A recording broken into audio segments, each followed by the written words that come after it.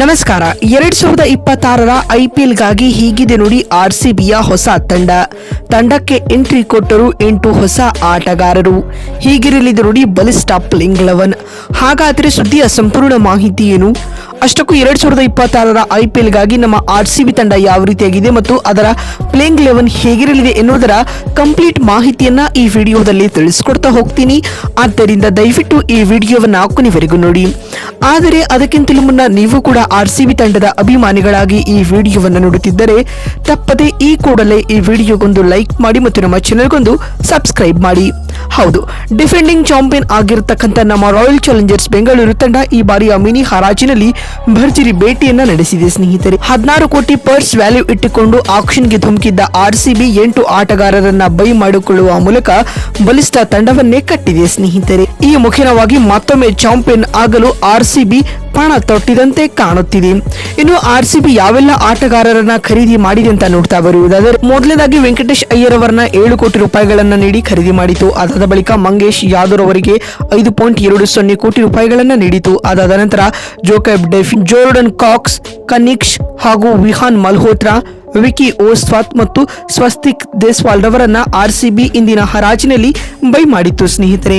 ಇನ್ನುಳಿದಂತೆ 2026ರ ಐಪಿಎಲ್ಗಾಗಿ ನಮ್ಮ royal Challengers Bengaluru ತಂಡದ ಬಲಿಷ್ಠ ಸೈನ್ಯ ಯಾವ ರೀತಿಯಾಗಿದೆ ಅಂತ ನೋಡ್ತಾ ಬರುವುದಾದರೆ ಆರ್ಸಿಬಿ ತಂಡದ ಬ್ಯಾಟಿಂಗ್ ವಿಭಾಗದಲ್ಲಿ ಎಂದಿನಂತೆ ಕಳೆದ ಸೀಸನ್ ನಲ್ಲಿ ಕಾಣಿಸಿಕೊಂಡಿದ್ದ ವಿರಾಟ್ ಕೊಹ್ಲಿ, ರಜತ್ ಪಾಟಿದಾರ್ ಹಾಗೂ ದೇವದತ್ ಪಡಿಕ್ಕಲ್ ಆಡಲಿದ್ದಾರೆ. ಇನ್ನು ತಂಡದ ಕ್ಯಾಪ್ಟನ್ ರಜತ್ ಪಾಟಿದಾರ್ ಮತ್ತು ವಿಕೆಟ್ ಕೀಪರ್ಗಳಾಗಿ ಫಿಲ್ ಸ್ಲಾಟ್, ಜಿತೇಶ್ ಶರ್ಮಾ ಹಾಗೂ ಜಾರ್ಡನ್ ಕಾಕ್ಸ್ ರವರು ಆರ್ಸಿಬಿಯ ವಿಕೆಟ್ ಕೀಪಿಂಗ್ ಸ್ಥಾನಗಳಲ್ಲಿ ಕಾಣಿಸಿಕೊಳ್ಳಲಿದ್ದಾರೆ.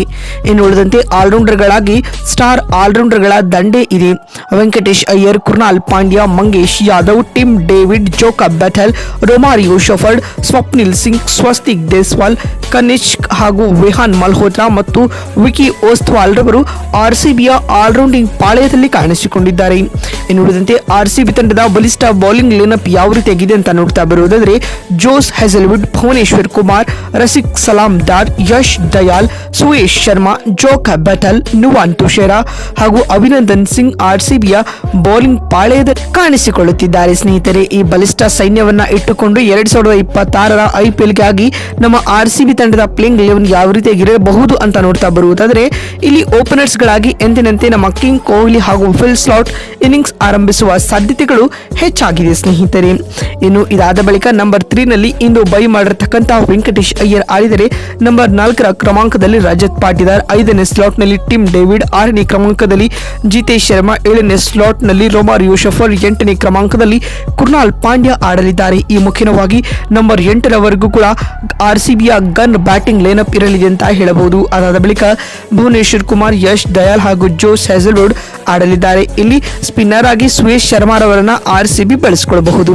ನೋಡಿದಲ್ಲ 2026ರ ಐಪಿಎಲ್ಗಾಗಿ ನಮ್ಮ ನೆಚ್ಚಿನ ಆರ್ಸಿಬಿ ತಂಡ ಯಾವ ರೀತಿಯಾಗಿತ್ತು ಅಂತ ಮತ್ತು ಪ್ಲೇಯಿಂಗ್ 11 ಹೇಗಿರಬಹುದು ಅನ್ನುವ ನಮ್ಮ ಕಲ್ಪನೆಯನ್ನ ಈ ವಿಡಿಯೋದಲ್ಲಿ ತಿಳಿಸ್ಕೊಟ್ಟಿದ್ದೀವಿ. ಮತ್ತೊಂದು ವಿಡಿಯೋದಲ್ಲಿ ಸಿಗ್ತೀನಿ. ನಮಸ್ಕಾರ, ಧನ್ಯವಾದಗಳು.